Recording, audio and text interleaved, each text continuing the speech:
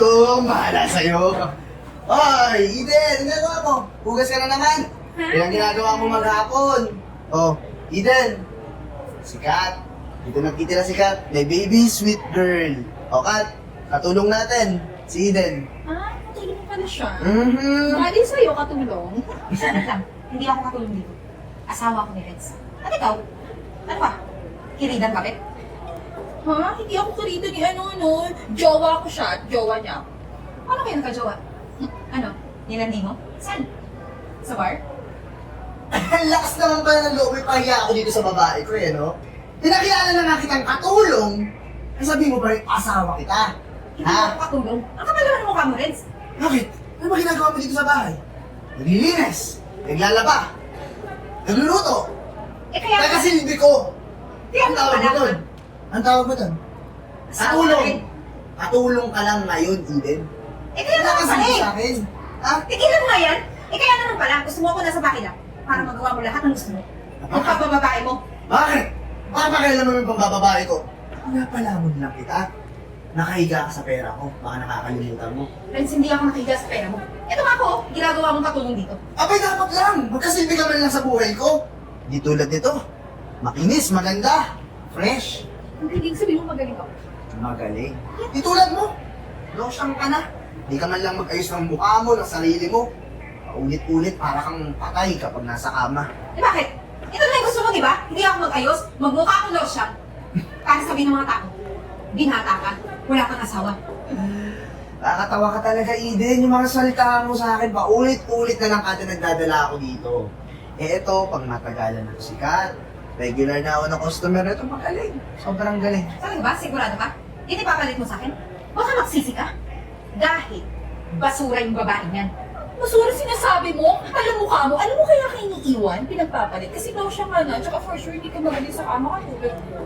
Wala kang pakialam. Hindi kayo kasal. At wala kayong papeles na legal kayo magsawa. Ako ang legal. Kaya huwag kang magpapagtapakan. Alam mo ka parang, Sige. Ah! Tama. Ano ba? Ah! Wala! Di ba kayo? Ganyan mo ka. Ayun na lang yan, ayun na lang yan. Ganyan. Yan. Tama na. Tama na yan. Ano ba isa? Ang tanga-tanga mo talaga, hindi mo kaya ito sikat. That's all. Pangit ka na, baby. Hindi ka pangit, baby. Hindi ka pangit, baby.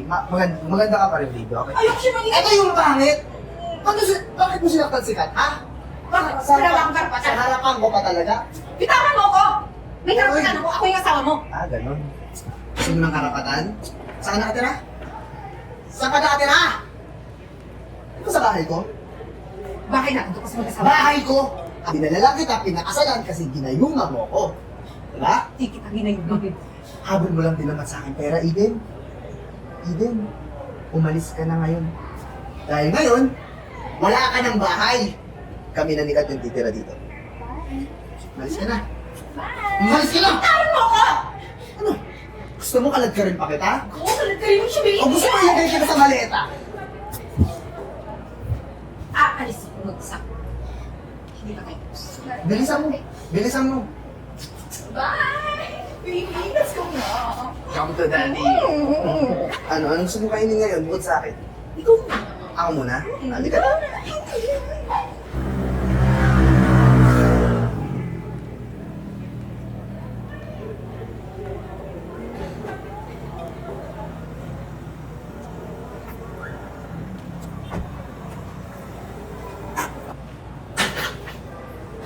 Oh, Eden.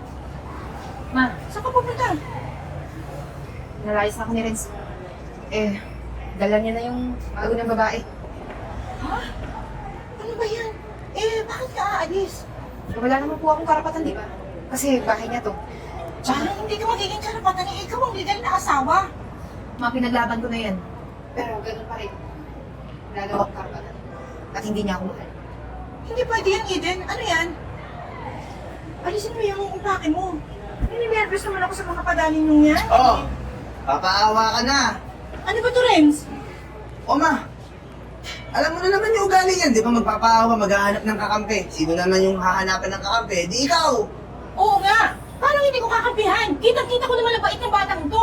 Halos yan na nga. Parang katulong na nga. Umaga hanggang gabi nagtatrabaho eh. Eh ano ba talaga tawag mo dyan? Katulong naman talaga yan, hindi ko naman nai-asawa. Okay, Ano ba, oh? Bakit dadating sa puntong aalis? At saka, bakit siya nasasama ng babae dito? Bakit may babaeng ganyan? Ma, huwag mo akong papakialaman sa mga babae ko, ha? At saka, isa lang naman yung babae ko ngayon. Hi, mother. Siya yung mama ko. Mama, tawag mo dyan. Hi, mama. Nasikat. Tingnan mo naman, Nay, kung para mo. Lotion yung katabi mo. Saan ka Ito tumingin? fresh. Sa physical na doon ka tumingin sa physical outlook nila? Kaya nagiging lotion tong asawa mo, kung kinukuhanan mo ng katulong, baka fresh din nadadatnan mo. Ma, bakit ko pa kukunin ng katulong? Eh, ito na nga yung gumagawa ng lahat ng gawaing bahay. Friends, kung masamang babae to, hindi ko na ipagtatanggol sa'yo. Kita ko naman kung paano ka pagsilbihan. Dahil mo pang prinsipe. Pagkatapos ito mag-i-attacking ganito. Ang ingay mo na masyado. Hindi pa din ganyan, Masyado ka friends. nang naingay, Ma. Hindi Ano pa pinakain din mo ganyan. dito? Ano pinakain mo dito? At saka ikaw, Bakit umamo sa'yo ng ganyan yung nanay ko? tsaka ikaw, Kat. Alam mo na may asawa. Anong naisipan mo? Baby, ba't di ng mama mo? Ba't ang iingay? Kaya siya, hindi niya ako gusto. Ba't di mo ako gusto? Kung binata yung anak ko, wala akong pakialam kung sinong dalhin niya dyan. Ang pinapanigan ko, itong legal na asawa. Alam mo may asawa, bakit mo pinatulan pa yan? Wala naman akong pakialam kung may asawa ko siya. Basta, ang mahalaga, para sa kami nasasarapan. Ba? Eh, paano akala mo ba ikaw lang ang dinalada? Buwan-buwan may dinadala yan. Oh, ngayon. Ma, di ko na gusto yung lumalabas sa bibig mo. Kung gusto mong kampihan yan, baka parehas ko kayong palayasin dito sa bahay ko. Ay, kasi buti nga lang, Renz. Bakit mo papalayasan si mama? Eh, pagkakala mo, Hindi ko na bakit- papalayasin. Kung patuloy kang ganyan sa akin, ma'am, baka lang naman. Kasi ayoko namang umabot tayo sa ganung punto na pati ikaw babastusin ko na dahil sa pakikialam sa buhay ko. Ibig sabihin, kaya mo akong bastusin nang dahil sa babaeng yan. Nang dahil sa babae mo. Hindi! Tama. Dahil sa pagkampi mo dyan sa babaeng lotion na yan. O sige na, tama na. Ito na nga, di ba? Gusto ko na bayas at ilayas ako. Pero pinipigilan ako ng nanay mo. Pero ayoko na. Sawa na rin ako sa ugali mo, Renz. Hindi yan ah. Hindi kita kukusintihin sa bagay na yan. Kung yan ang gusto mong buhay, mawawalan ka ng ina. Tandaan mo yan, Renz. Wala akong pake. Kung gusto mo rin naman kampihan yan, wala ka ng anak. Tara na, Kat. Ano ba yung Tim? Hindi ko na mapigilan yung anak ko. Naaalala kita saan ka pa pupunta. Ma, okay lang po yun. Kaya ko namang alagaan yung sarili ko eh. Tsaka yun naman talaga yung gusto niya, di ba? Wala akong magagawa din. Eh, sa ngayon, ang alam ko lang, manluluyan mo nito sa kamag-anak ko at samantala. Basta tandaan mo, anak, ha? Kahit saan ka pumunta, ipaalam mo sa akin. Kukontakin pa rin kita, aalalayan kita. Tutulungan kita para bumangon. Hindi pwede yan ganyan. Hindi ko yan kaya konsultihin yung trabaho niyang ganyan. Mali ang anak ko, alam ko. Sige po ma, huwag kang mag-alala. So po, mauna na po ako. Baka magat na naman tayo ni Renz. Ingatan mo sarili mo, ha? Sige po. Sige, ingat ka. Yvette, pasensya ka na ha kung biglaan yung pagpunta ko dito. Ako, okay lang yun. Eh, pansamantala lang naman yung pag-stay ko dito eh. Pero pag nakahanap ako ng natitirhan o marerentahan, aalis na ako kaagad dito. Ako, okay, dito ko na lang muna magtagal. Wala nang problema eh. At saka, tarantado talaga yung asawa mo. Maraming ginagawang kalokohan, sabi ko nga sa'yo eh. Minsan, sinabihan kita na huwag kang magpapaniwala din. Ikaw naman. Eh, asawa ko siya eh. At saka mahal ko yun. Hindi ko kayang ipagbalik yun kahit kanino. Pero sa ginawa niya, hindi ko alam kung mapapatawad ko siya. O siya, paano ba yan? Okay ka lang ba dito? Wala na kasing ibang bakante eh. Tsaka, ayusin mo na lang dito. May hangin lang. Kung di ba alam mag-ayos dito ah. Okay ka lang dito? Okay lang ako. Sige, huwag kang mag-alala. Kaya ko naman alagaan yung sarili ko. Tsaka tatawagin naman kita kung may tira. Sige, sigurado ka. Ako? Okay. Siya, iwan na kita dito ha. Sige. Ikaw na bahala.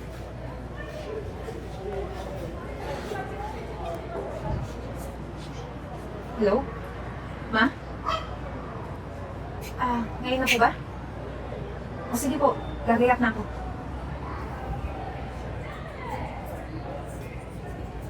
Oh, Ma, naipit dumating ka na.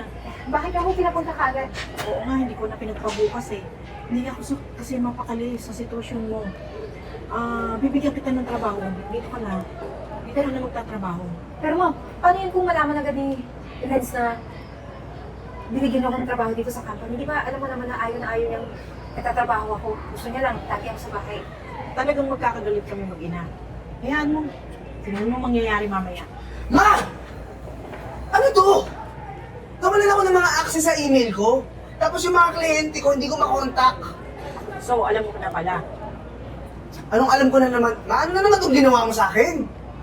Baka nakakalimutan mo, Renz. Sabihin mo pa sa akin na payag kang walang ina? Hindi mo ba naiintindihan na ang lahat naman ay galing rin sa akin? Ha? Nakalimutan mo? Oo, ikaw yung may-ari. Pero, ilang taon ako nagtrabaho? Oo, pinag-aral mo ako. Pero bakit? Ako naman lahat gumawa dito sa kumpanya mo, ha? Lahat ng success na meron tong kumpanya na to dahil yun sa akin. Dahil sa talino ko yun. Kaya hindi mo pwedeng bawiin sa akin lahat, ma? Kung sasabihin mo hindi ko kayang bawiin, kaya kong bawiin, binabawi ko na nga. Pati kotse mo, pati mga credit card mo, lahat ng access mo, tatanggalin ko. Kausap ko na din ng lawyer, ha? Pinapapalitan ko yung pangalan ng bahay. Para sasabihin mo sa akin ang bahay mo yon dahil nakapangalan sa'yo, dahil ipinangalan ko sa'yo. Yun ang pagkakamali ko. Ma, wala kang pagkakamaling ginawa doon. Lahat to pinaghirapan ko. Hindi ako gumaling ng ganito ng tinulugan ko lang, lahat pinag-aralan ko. Dugot pawis ko yung binigay ko dito sa kumpanya mo, tapos tatanggalin mo na ako dahil sa babaeng to?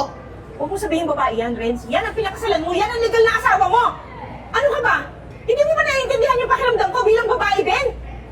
Sobrang ginagawa mo. Paano kung nagkaanak ka ng babae, tapos ganyan ang mangyari? Naiisip mo ba? Ma, grabe yung ginagawa mo sa akin ngayon. Alam mo yung pagod ko sa kumpanya. Ano? Hindi na mangyayari lahat kung hindi dahil sa'yo eh. Anong ginawa mo dito sa nanay ko? Ha? Anong ginawa mo sa nanay ko? Para ibigay sa... Huwag kang manakit, ha? Gusto mo ako sa inyo itong kumpanya na pinaghirapan ko? Renz! Ha? Huwag kang manakit, ha? Wala kang ginagawa sa nanay mo. Eh, ikaw dahilan ng lahat ng away namin ngayon eh. Lumulugar lang ako, Renz, bilang magulang. Anong lumulugar? Hindi ka magagalit sa akin ng ganyan, man. Kundi dahil sa babaeng to. Pinapanigan ko lang yung tama. Natural lang na panigan ko siya. Anong tama dyan? Ano gusto mo? Anong tama sa ginagawa niya araw-araw? Ano gusto mo, Renz, ha? Panigan ko yung pagiging... Tutulungan mo yan, mahirap lang yan. Eh bakit? Sino bang may kasalanan dito? Di ba ikaw? Ikaw ang rason kung bakit ganyan ang desisyon ng nanay mo para sa'yo. Huwag mo ako sinisisi. Sumasagot-sagot ka na ngayon sa akin. Eh, sinabi ko sa'yo, Oo, bakit hindi ka na iwalapit? marunong rumispeto. Ikaw, kaya mo respeto sa harap ko, ganyan? Respeto ang hinihingi Ano mo? gusto mong maging reaksyon mo sa ginawa mo sa akin? Ma, tinanggalan mo ko lahat ng access? Tatanggalin mo ko sa kumpanyang pinaghirapan ko Isa lang. dahil lang dito? Isa lang sasabihin ko sa'yo. Anong gusto mo, ha? Kung sintihin ko yung pampababae mo? Yan lang naman ang problema eh. Tanggalin mo yung babae mo sa bahay. Hindi ko tatanggalin si Kat. Ngayon, kung yun yung gusto mong mangyari, ako usapin ko yung abogado ko. Magtatlong abogado ka pa. Ikaw, hindi matutuloy yung binabalak mo. Hindi mapupunta sa'yo lahat ng pinaghirapan ko. Babalikan ko kayong dalawa. Sira ulo ka. Grabe talaga si Renz. Sobrang obsessed talaga siya dun sa babae. Pero ang sinasabi ko sa'yo, ha, lakasan mo ang loob mo. Etong laban na to, nakita mo ang pagkakagalit namin mag-ina. Kailangan ko yung lakas ng loob mo. Ilalagay kita rito sa kumpanya, kapalit niya. Ipapagpatuloy mo kung ano yung naumpisahan niya. Naintindihan mo? Makakaasa po kayo, ma. Hindi ko po kayo bibiguin. Para din makita niya kung ano yung halaga ko bilang babae at bilang asawa niya. Tama yun, tama. O sige, pupunta ka na dun sa kantin. Kumain ka na muna. Alam ko, hindi ka kumakain. Tinan mo nga itsura mo, namumutla ka na. Sige po, ma. Harapin Maraming natin. salamat po ulit, ha. Hindi kita iiwanan sa Eri Eden. Harapin natin dalawa to. Okay? Lakasan mo loob mo, ha? Maraming salamat po ulit. Okay, okay. O, sandali. Ba't may bag? O, saan ka pupunta? Tatanong ka pa. Eh di aalis na ako. Lalayas ka na ngayon pagtapos mo mabuntis. Eh wala ka na pinapakain sa akin eh. Ako lang ang gumagastos lahat dito. Bihira naman ka, kailangan kita ngayon. Alam mo, pag galing ako ngayon ng ospital, nagpa-check up ako. May STD ako. Naawa yata ako sa'yo eh. Eh tarantado ka pala eh. Bakit ka naman mahahawa sa akin? Eh ilang buwan na tayo hindi Eh, ilang buwan? Eh, ba't nabuntis ka? Sa ibang customer ko to, hindi ikaw ang tatay nito. Eh, Kat, tapos ngayon lalayasan mo ako. May sakit ako ka to. May STD ako. Anong gagawin ko ngayon? Kailangan kita dito sa akin. Wala akong pakialam kung may STD ka, kung may AIDS ka, kung ano pa.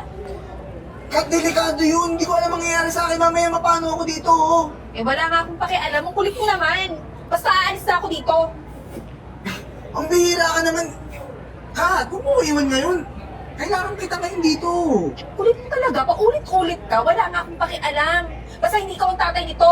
Kung may STD ka, kasalanan mo yung kasi babaero ka. Di ka na talaga nagbago. Ako pa talaga ngayon. Ikaw lang naman naging babae ko simula nung naghiwalay kami ni Eden eh.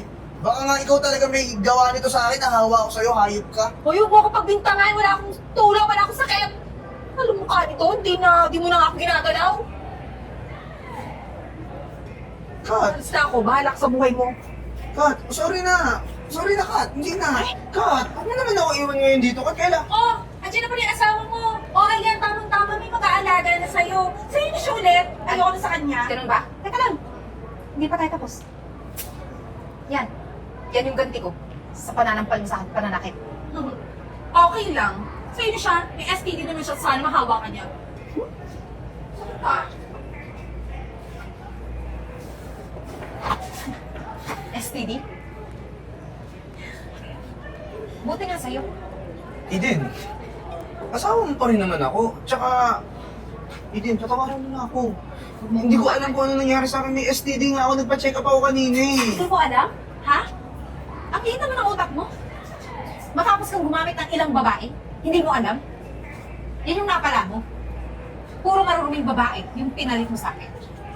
Eden, pwede mong kalimutan na natin lahat yun. Hindi ka ba nag-aalala para sa akin? May sakit ako, Eden. Delikado to. Hindi ko malilimutan. Paano Hindi ko malilimutan, Renz? Paano kung mamatay ako dito sa sakit ko, Wala akong Eden? pakialam kung mamatay ka. Bakit ako? Inalala mo ba ako? Nung pinalayas mo ko? Di ba?